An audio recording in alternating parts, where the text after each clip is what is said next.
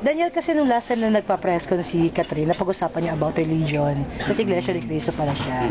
Eh, may mga tanong kung parang big issue yata yan sa relationship kapag iba ang religion nila.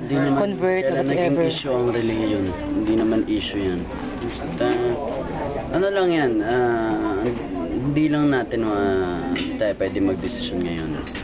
Pero if ever dumating yung tamang panahon, are you willing to convert? Kung sakaling tamang edad ka na. Nadating pa nga yan sa mga desisyon at pangyayari naman. Depende pa rin. Oo. Pero hindi ba parang nabibitin yung mga fans nyo? Kasi parang sila in-expect nila na soon magiging kayo. Okay lang yun. Okay lang mabitin sila ng mabitin.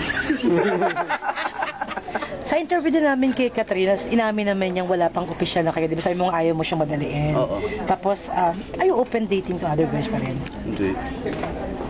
Ano ka ba manliligaw? Hindi na tama yun. Diba? Parang binigay mo na yung sarili mo sa isang babae.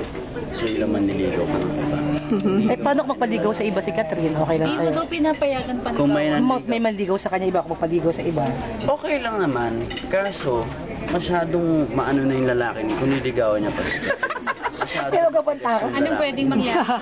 May pagkabang tao, anong pwedeng mangyari sa kanya? Kanino? Sa lalaki. Sabihin na tatangka. Walang mangyayari sa kanya. Hindi, wala. Hindi, wala naman talaga. Pero sabi parang wala naman daw makalapit dahil nga parang bakura. Nakabakod ka raw ng bonggang-bongga. May bakod na ba? Matagal na. Matagal na rin na lahat ng naririnig. Daniel, coming from you, ano ba talaga yung estado ng relasyon? Talagang wala pa. Kasi siya, ang description niya, special but not official. Correct. Oh, yun. Tara, magkasitanog ha. Okay, ba dapat sa'yo? Ano sa'yo? Special. Very special but not really official. Iba rin. Daniel, hanggang kailan willing maghintay? Kung saka sa kanila. Hanggang kailan ka willing maghintay? Dun sa oo ni ano. Sabi ko nga hindi ko, wala ako dun sa parang, alam mo yun, yung intay lang. Inaabang ako kasi, kumbaga kung anong moment ngayon, doon lang ako. Ayoko nang minamadali yung mga bagay. Kasi pag minamadali ang mga bagay, hindi maraming mga bagay na hindi magandang mangyayari. Bakit pag 18 ba niya, hindi pa ba sinalis na pwede na? O hudyat na pwede na talaga. Sinabi nga ni ate, sa relihiyon nga, hindi nga pwede.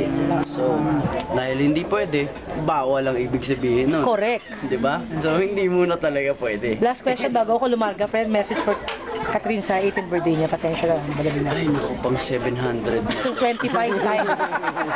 Hindi na, please. Nakalagay na yun. Hindi, nakalagay na kasi dito sa ano, sa... Ikaw naman. Ano dyan, ha? Hindi, sige.